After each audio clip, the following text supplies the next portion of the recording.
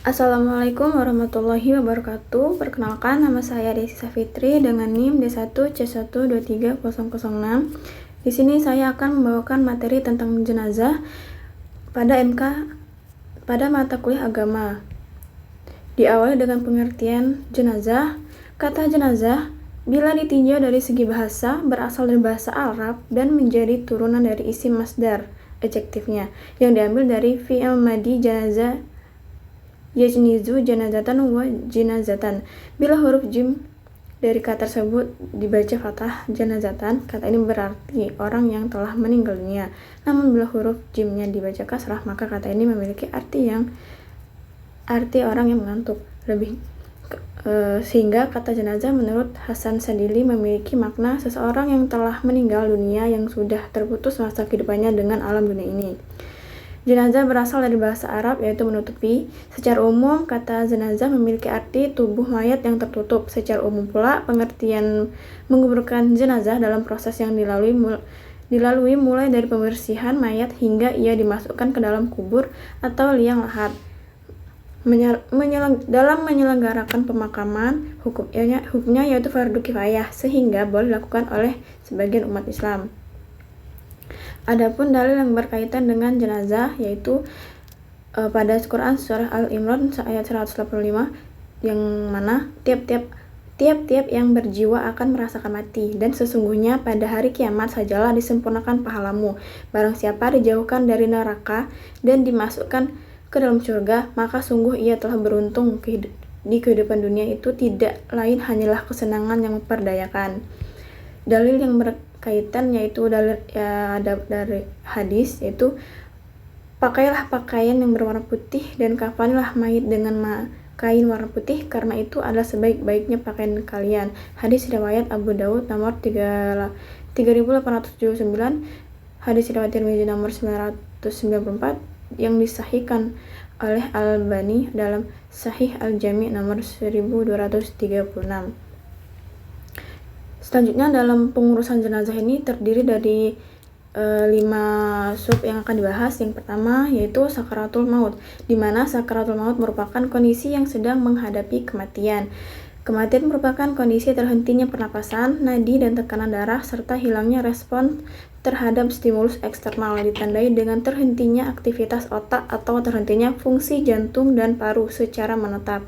Sakaratul maut dan kematian merupakan dua istilah yang sulit untuk dipisahkan serta merupakan suatu fenomena tersendiri. Kematian lebih ke arah suatu proses, sedangkan sakaratul maut merupakan akhir dari hidup. Selanjutnya, adapun orang-orang mukmin yang sedang mengalami sakaratul maut, di mana Nabi SAW telah menggambarkan dengan sabdanya, ketika menjelang roh orang mukmin tersebut dicabut, maka datanglah malaikat pencabut nyawa yang membawa kain sutra dan di dalamnya ada minyak katsuri dan sejambak bunga wangi. Kemudian roh orang mukmin itu pun dicabut dengan lemah lembut seperti mencabut rambut dari adonan tepung. Lalu diserukan kepadanya, "Wahai jiwa yang tentram, kembalilah kepada Tuhanmu dalam keadaan ridho dan diridhoi, dan kembalilah kepada rahmat dan kasih sayang Allah."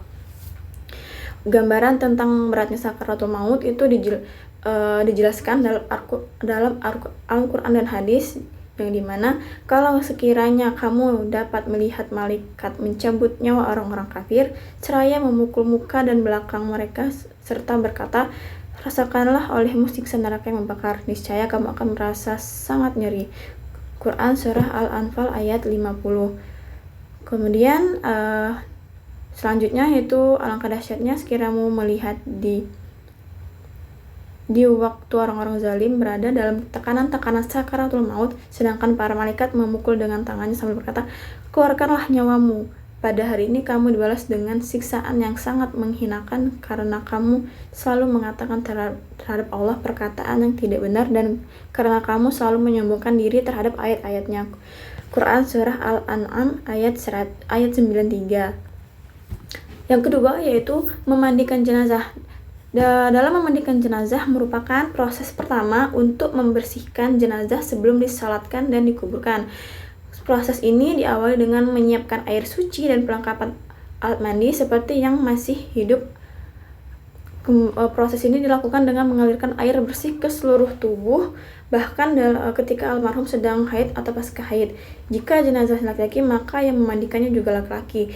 Jika jenazahnya perempuan, maka perempuan yang memandikannya. Ada juga yang mengatakan bahwa jika jenazahnya seorang laki-laki, maka istri boleh memandikan jenazah tersebut, atau dalam tanda kutip itu suaminya. Kemudian jika jenazahnya perempuan, maka suaminya dapat memandikan jenazah tersebut. Dalam memandikan jenazah itu merupakan bagian dari fardu kifayah dalam mengurus jenazah. Sebagaimana kita ketahui bahwa fardu kifayah merupakan sebuah kewajiban yang harus dilaksanakan. Apabila tidak seorang pun yang melakukan hal tersebut, maka seluruh kampung dan penduduk di sekitar kediaman jenazah tersebut akan berdosa. Oleh karena itu, memandikan jenazah merupakan keharusan yang mesti dikerjakan, dan apabila hal tersebut telah dilaksanakan, selanjutnya cara dalam memandikan jenazah itu ada cara-caranya. Yang pertama yaitu menaruh mayit tersebut di tempat yang tinggi supaya memudahkan mengalirnya air yang telah disiram ke tubuh jenazah. Yang kedua yaitu melepaskan pakaian atau kain yang menutupi tubuhnya dengan supaya aurat tidak langsung terlihat walaupun oleh orang yang memandikannya, kecuali mayatnya anak kecil. Dianjurkan untuk menutup aurat si mayit ketika memandikan dan lepaskan pakaiannya, serta menutupnya dari pandangan orang banyak. Sebab si mayit barangkali dalam keadaan kondisi yang tidak layak untuk dilihat. Sebaliknya, papan pemandian sedikit miring ke arah kedua kakinya agar air dan yang keluar dari jasadnya mudah mengalir keluar. Yang ketiga yaitu orang yang memandikannya memakai kain untuk melapisi tangannya. Kemudian menggosok badan jenazah, terutama waktu menggosok bagian auratnya tanpa harus melihat atau menyentuh langsung auratnya. Kemudian mengurut perut mayat dengan halus untuk mengeluarkan kotoran-kotoran yang ada dalam perut mayat tersebut, kecuali perut perempuan hamil yang janin di dalamnya itu masih ada tapi sudah dalam keadaan meninggal, maka tidak usah diurut. Kemudian yang kelima yaitu dimulai dengan membasuh anggota badan mayit selanjutnya yaitu membasuh rata seluruh tubuh selama 3 kali, 5 kali, dan 7 kali atau lebih asalkan dengan bilangan ganjil. Di antaranya yaitu mencampurkan dengan daun pohon bidara atau semacamnya yang dapat menolong membersihkan kotoran-kotoran di badan mayit tersebut seperti sabun dan segalanya. Selanjutnya yaitu untuk mayit perempuan, di bagian di sela-sela rambutnya harus dibersihkan dan dicuci, kemudian sela-sela rambutnya dibasuh kembali. Yang selanjutnya hendaklah tubuh mayit dikeringkan dengan handuk atau sejenisnya, kemudian diberi wangi-wangian. Selanjutnya ada jumhur ulama menganggap makruh memotong kuku atau mencabut kumis atau rambut ketiak atau serta rambut kemaluan jenazah meskipun hanya satu helai. Jika keluar najis dari perutnya maka mandi. Jika keluar najis dari perutnya setelah mandi dan belum dikafani, maka wajib mencuci tubuh yang kena najis tersebut. Selanjutnya adapun alat yang dibutuhkan dalam memandikan jenazah yaitu yang pertama, tempat pemandian jenazah itu berupa dipan atau di meja dan kain penutup tempat mandi tersebut. Yang kedua adalah sabun yang sudah dicairkan atau lebih baik sabun, bisa juga dengan sabun mandi. Kemudian yang ketiga itu adalah air jeruk purut. Dimana cara membuatnya itu dengan 3 buah jeruk purut diparut dan disaring. Kemudian selanjutnya yang keempat yaitu alat-alat yang dibutuhkan yaitu air kapur barus yang sudah dihaluskan sebanyak 1 mangkuk sedang. Yang kelima air biasa sekitar 3 ember besar. Yang keenam adalah sugi-sugi yaitu lidi yang ujungnya dibungkus dengan kapas. Lidi untuk membersihkan kukunya, membersihkan kotoran di kuku. Selanjutnya menggunakan sarung tangan dan handuk. Adapun ada pemandikan jenazah yang pertama yaitu kalau ada aib atau kekurangan dari tubuh jenazahnya, maka yang memandikan jenazah tersebut harus merahasiakan aibnya dan jangan diceritakan kepada orang lain. Yang kedua itu Cara memandikan harus dengan pelan dan kasih sayang, tidak boleh dengan kasar atau menunjukkan ketidaksenangan. Yang ketiga itu adalah waktu memandikan aurat utama harus tetap ditutup dan dengan sarung atau basahan atau kain lainnya. Yang keempat itu yang memandikan mayat laki-laki harus laki-laki kecuali istrinya. Yang kelima ada memandikan mayat perempuan harus perempuan juga kecuali suaminya. Selanjutnya, yang ketiga yaitu mengkafani jenazah, di mana proses mengkafani jenazah adalah membungkus seluruh jenazah dengan kain kafan, di mana pada jenazah perempuan itu terdapat 5 lapis yang dikenakan, yaitu selendang, pakaian dalam atau cepitannya, kemudian ada kain basah menutup kemaluan dan dua kain yang diikat rapi dengan simpul sebelah kiri. Setelah siap, kain kafan dililitkan ke tubuh menutupi wajah sehingga seluruh keluarga jenazah dapat melihat. Hukum mengkafani jenazah juga hukumnya fardu kifayah.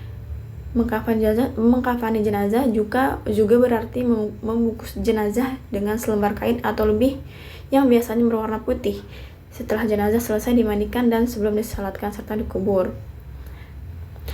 Alat-alat yang perlu dipersiapkan untuk mengkafani mayat diantaranya yaitu kain kafan kurang lebih 2 meter, kapas secukupnya, kapur barus yang telah dihaluskan, sisir untuk menyisir rambutnya, dan terakhir yaitu tempat tidur atau meja untuk membentangkan kain kafan yang sudah dipotong-potong.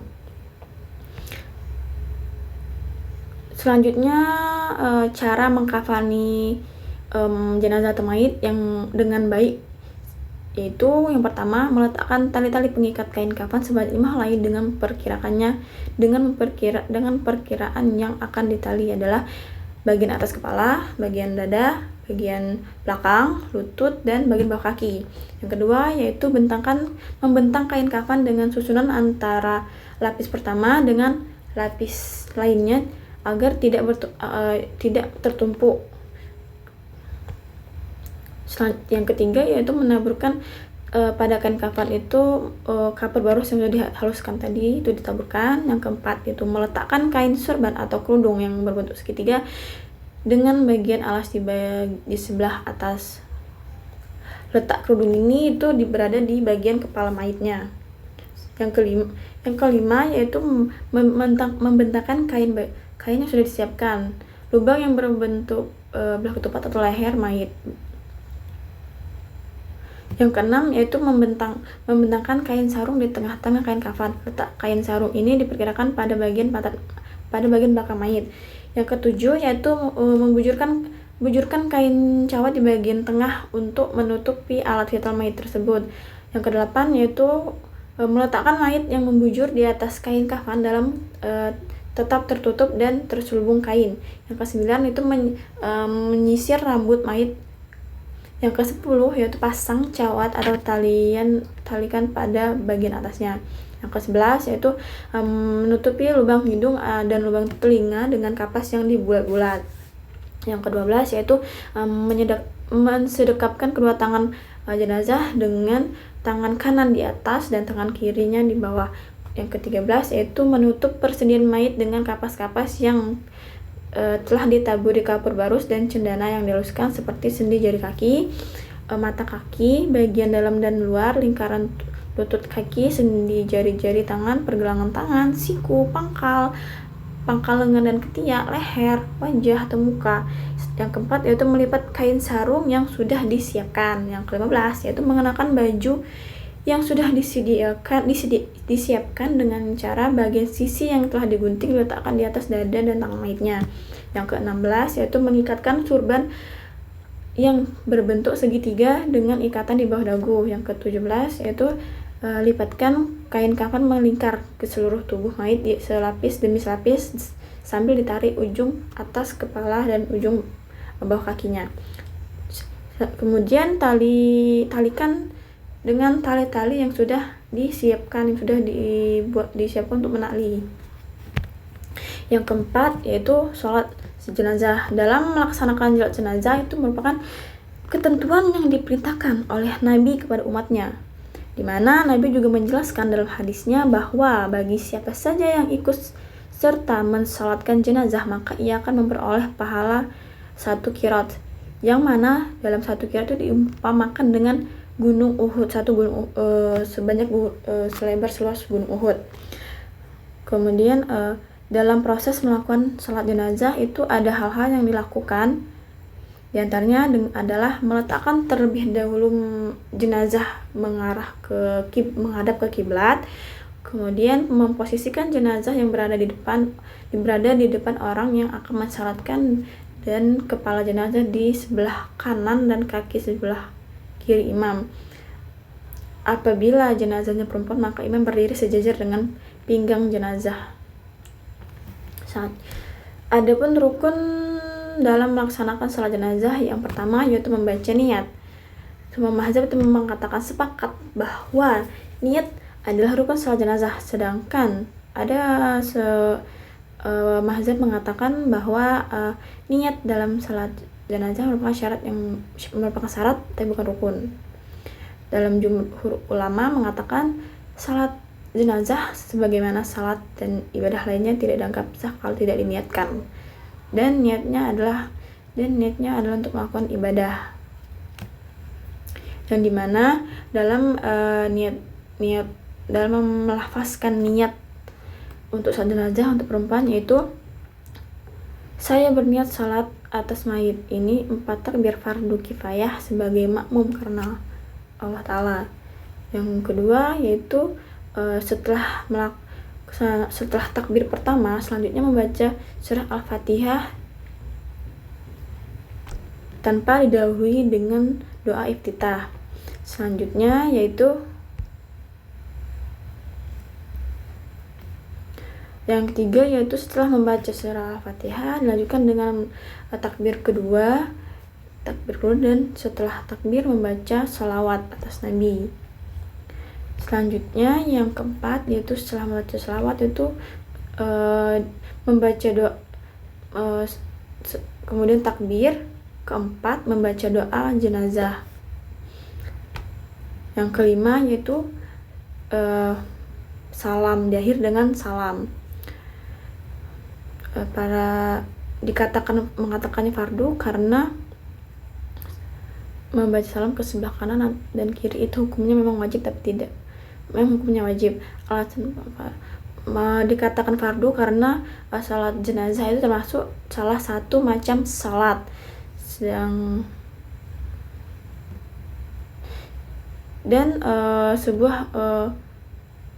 Mengakhiri sesuatu salat adalah dengan mengucapkan salam.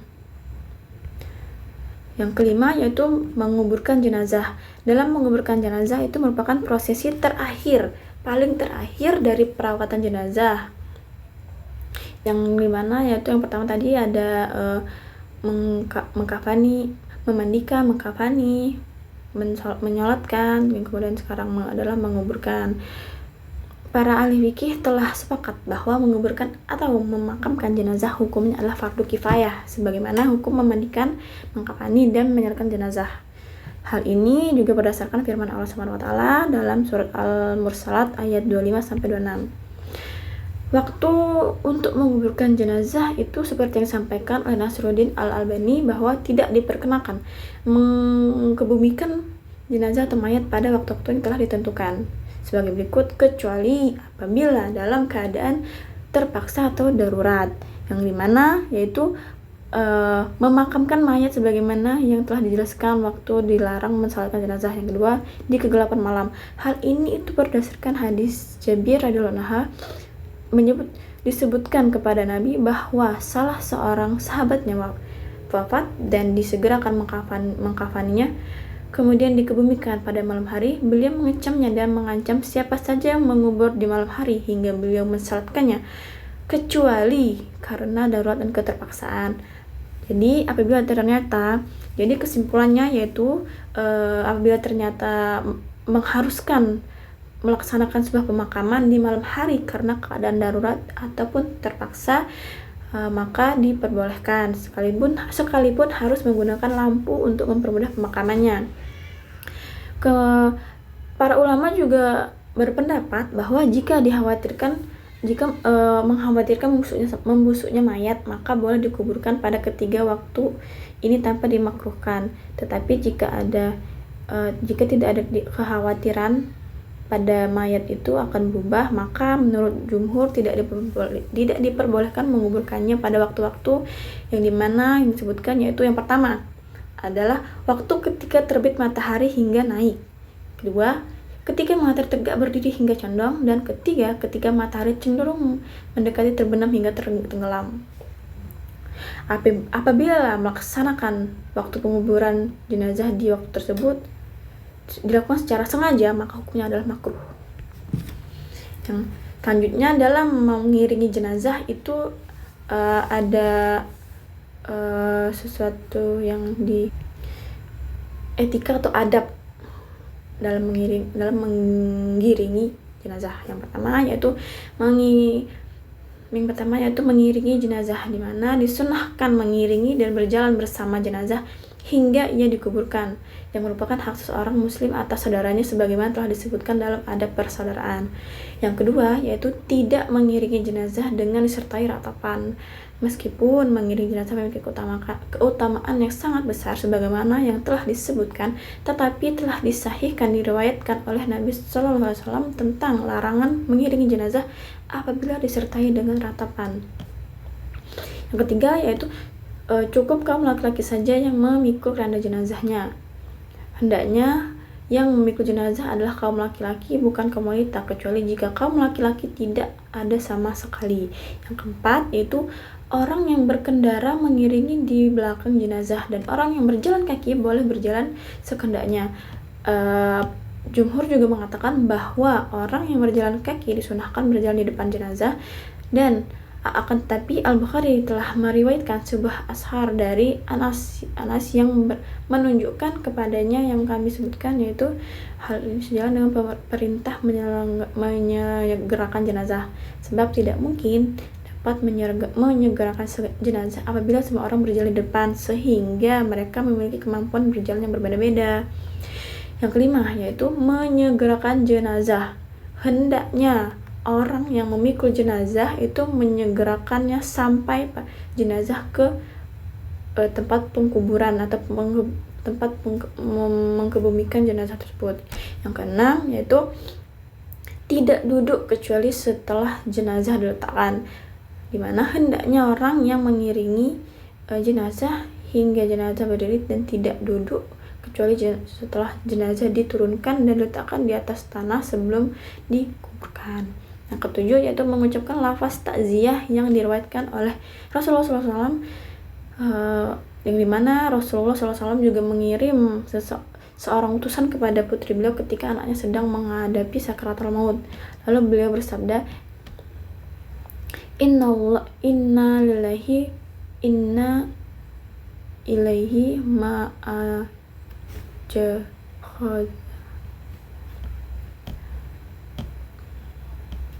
Selanjutnya adapun cara menguburkan jenazah, yaitu yang pertama menurunkan mayat ke dalam liang kubur. Yang kedua yaitu mayat diletakkan miring menghadap kiblat dengan menyandarkan tubuh sebelah kiri ke dinding kubur supaya tidak terlentang kembali.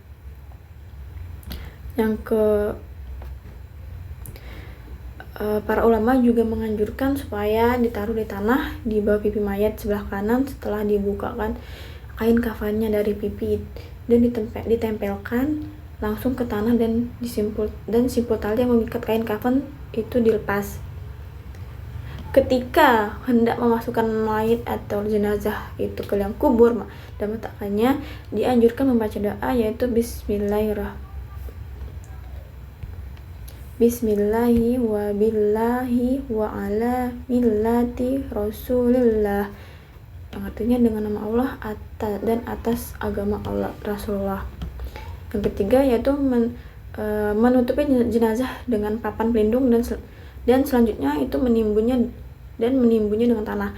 Adapun tanah penimbunnya dianjurkan memiliki ketinggian lebih kurang dari 20 cm dari kedataran tanah.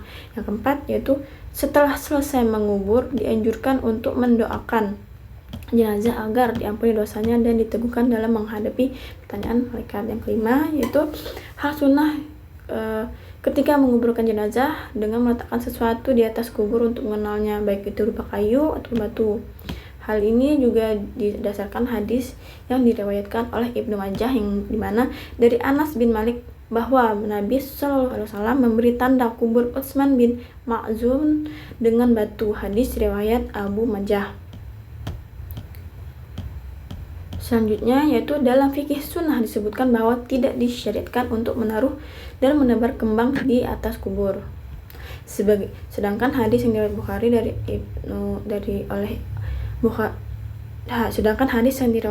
oleh Bukhari dari Ibnu Abbas yang dimana bahwa Nabi lewat pada dua buah kubur, maka sabdanya, mereka berdua telah sedang disiksa, padahal mereka disiksa itu bukanlah karena melakukan dosa besar. Adapun orang ini disiksa disebabkan karena mereka biasa tidak bersuci sehabis mengeluarkan air maninya atau kencingnya, sedang orang ini suka mengadu domba. Kemudian Nabi meminta sebuah pelepah pucuk korma, lalu dibelahnya menjadi dua, kemudian yang sebelahnya ditanamkannya pada satu kubur dan yang sebelah lagi pada kubur yang lain, serta sabdanya yaitu semoga mereka berdua diberi keringanan selama pelepah ini belum kering. Hadis riwayat Al-Bukhari. Baiklah, terima kasih. Sekian dari pemaparan presentasi mengenai materi jenazah pada mata kuliah agama ini. Saya akhiri. Wassalamualaikum warahmatullahi wabarakatuh.